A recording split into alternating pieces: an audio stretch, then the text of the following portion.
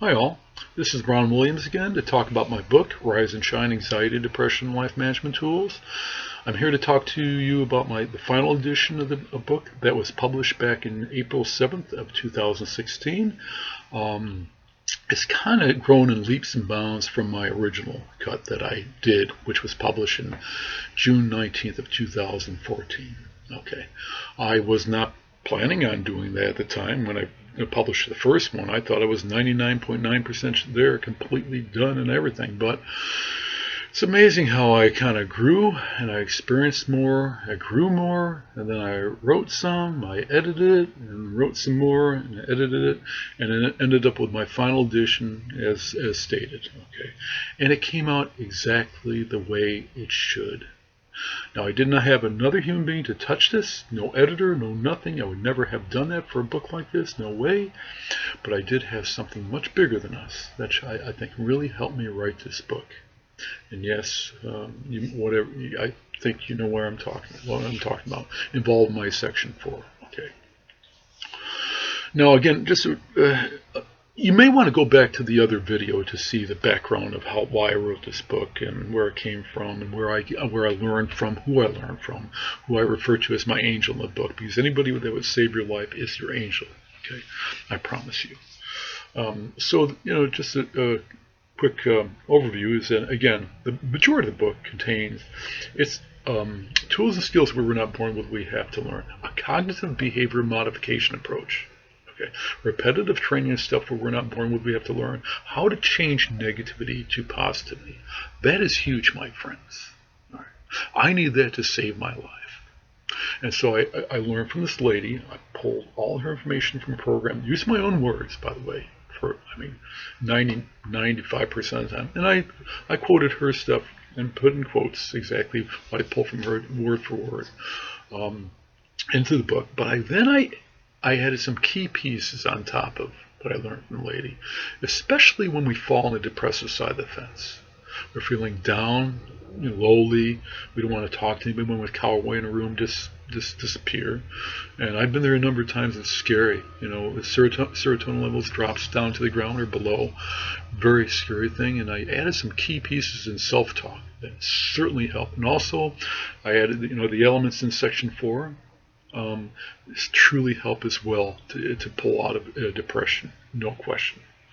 So anyway, what I did between the original and the final, for the most part, is I just elaborated on stuff that was already there. The main tools and skills that are in this book, the positivity tools, and my section 4, and then tying the two pieces together, because it's you can't just be positive based on the positive tools through life, over life. No way. You need a strong foundation, and that's my section 4. Without a strong foundation, no matter how much we try to build up our positivity over time, we will crumble. There is no question about it. So yes, and that's what I did for the difference. And there's a big difference. The whole introduction of the book has changed, essentially. Now, one thing, since I've been doing this now for, since I published that book in June 19th of 2014, I've been handing out cards like this or similar and now this card would be, if I hand it to somebody, it's over 16,500 going on 16,700 in that order. Okay. And I would, place a card here and there every now and then, but mainly I would talk to the people individually about this book. And there's a lot of desire for this information, tons of desire. But the only thing is with people, when it comes down to, maybe getting a book, trying something different, people are human nature. Oh my gosh, have I learned a great deal about human nature, knowing myself and who I am and what I've went through, and bumping into people and knowing that people, we all, like what I try to do my whole life, is I just tried to reinvent the wheel. I figured, I'm me. I'm the one that's supposed to, I can figure out myself for myself. I don't need to tune into any other information or resource or whatever to help myself out. Well, I was flat out wrong. And quite frankly, again, if I didn't come across what I did in my life at age 46, the lady talking on the radio station, I would not be here. There's no possible way. And I would go to church, I would pray and hope that all this stuff would disappear from me, all this negativity and whatever. And yeah, it was no way I would have gotten out of this without that positivity stuff. And then when I got that positivity stuff, and I merged it with something bigger than us, and then it became extremely strong. Okay, really powerful stuff. Now, one other thing I want to mention here is this is called for anxiety depression, rise and shine anxiety depression, but it's also for people that are suffering from PTSD, and also for the people that are suffering with addictions and OCD, and the list goes on.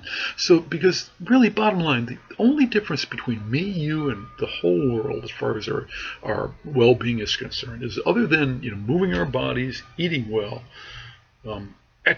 smiling and laughing, which is included in the majority of the book, by the way. It's already there.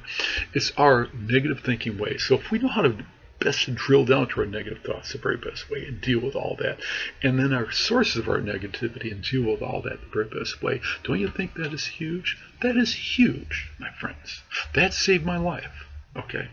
Huge, tremendous. We can all adapt to that. We can all add that to our game plan in life. Even if you just go through the book and add tidbits from this information into your game plan, your life will only improve. Okay? But if you really work this and go through the repetitive training process, your life can improve dramatically in just a beautiful way. It's just a phenomenal thing. And again, you're seeing somebody here that went through the 25 years of worst case anxiety depression, 4 times in the psych wards, 2 times I pulled the plug myself. Yeah, the book mentions once, and I did mention once before, but yeah, I did. I tried it twice, no question. And I would have done it another time if I didn't come across this stuff, and I would have probably had a great success, unfortunately, in a sad way, if you know what I mean. But yeah, This is also important for people with PTSD, addictions, like I said, and thing is, like PTSD. Okay, people that, like in the military, they've gone through a traumatic situation, but what keeps us there in a lull, or in a null, a void? It seems like when you get depression and stuff like that, is our negative thinking keeps us there. We exacerbate the condition with our negative thinking. It's just like a domino effect from then on. You know what I'm talking about if you suffer. Yes. Just like anxiety, it's hand in it. Addictions. What do you think the source of the addictions is? As we climb the fence of life, right, which is getting pretty thin these days. We teeter, and for me, I fell on the side of anxiety, depression, but I did not want to, get like alcohol and drugs addictions going on with me. No way. So I fell on that side of the fence. But for others, the ones that want to avoid this, that when they feel the pinches, that they abuse drugs and alcohol, and that's how they find themselves on the other side of the fence, and they're really in trouble. Because they have to not only get out of the addictions, okay, and then they have to climb back in the fence of life, and then they have to walk that and deal with the responsibilities minus the addictions. And believe me, this book is huge for them as well, huge. So anyway, so you know what the book looks like. I think I showed you that enough. Okay. Oh, we got this other attachment here. Boy, bad. I know, poor lighting. I'm sorry. This is not a Hollywood studio. Pretty easy to tell, huh? Kind of the same type of setting I had before, but different location though. But another things I've been doing in the past 3 years and how many months, since doing this is I came across this Time magazine article. Time magazine article dated November 7th, 2016. Okay. And 2016. I'm sorry. And what it is, it's a Time magazine article about, and it says anxiety, depression, and the American adolescent. And at the bottom, you'll see one more thing. Sorry. Is I put driving force, and it is my driving force. The youth of America is my driving force here. And I've been trying to get this book and material out to school districts across the country. As a matter of fact, I sent it out to over 400 school districts across the country. Now there's two dings against it. For public schools, any mention of spirituality at all, bam. See my thumb? See where it's heading? You know how appalling, how sad that is? That's probably the number one reason why we are struggling more now with anxiety, depression than ever before, because of that very thing. We've tuned out the big picture. We're complicating our lives with things that are really unimportant in life. Whatever is going on with that, it's just it's just ridiculous. And in that article that I pointed to, in that Time magazine, it addresses that the professionals are lost. They don't know what to do. And ironically, the person they talk about in this book, or in that magazine article, the cover story, the young girl there you saw, her name is Faith. And nowhere in the article do they mention the lack of faith or the lack of allowing one's faith to grow as being a problem here. Well, that's probably, again, the number one reason why we're hurting more now than ever before. We lost sight of the big picture. Huge problem. I like I said in the other video, I only have one biblical statement for the most part. We can't have two masters. God and money. We're going to love one. We're going to love one. We're going to hate the other. Which way do you think society is taking us? The very wrong way. And so the schools, think about it. They just go like this to that. Obviously, the public schools, they've lost. They really, they depend on the revenue. Okay, they get the support from the state, so they can't mention this. So they're kind of have their hands tied about. They can't mention the spirituality, or else they won't get paid or whatever, get their benefits or whatever. And that's, of course, they can't do that. So the superintendents are caught between a rock and a hard spot. But it's just so sad when you think about it. That people in numbers, our adults in numbers, they seem to have lost track on who is really at stake here, our youth, and this situation where anxiety, depression isn't probably the worst problem that we're facing right now with our youth of America, and they lost track of that. And also, well, if they get, let's say I send it to a religious school, okay, but there are the professionals behind the scenes that are really employed by the schools, and they too would have a problem with this. Even though, if they're righteous, they would know that everything in this book is exactly the way we need to do it for ourselves. And again, we have to do it for ourselves.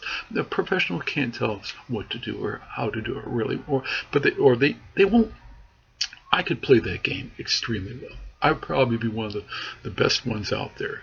To be honest with you, my passion and drive are just continuing to grow.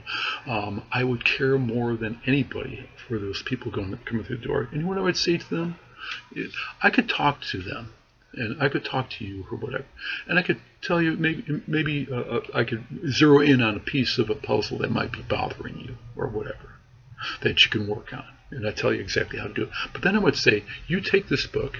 Here it is. Yeah. And you work this, and you will never have to see me or anybody else like me again. And as far as the medication you might be taking, you can start weaning off that stuff, and you'll never have to take that again. And I'm very serious about this. My passion drive is continuing to grow. Why? Because when you're so sure of something, when you're so sure about what is written in this book, and I am so beyond convinced, then nobody can tell you different. This is powerful. This is as powerful as it's going to get in a written form. I would think so. And what I say to people is probably the most important education of a lifetime. It's the top two reasons in your life. And I can't compete against the other read, which I refer to in my section 4, which is if you're a Christian, the Bible. So that's about it, friends. I think I covered everything here, and you take care and seriously take a look at this book.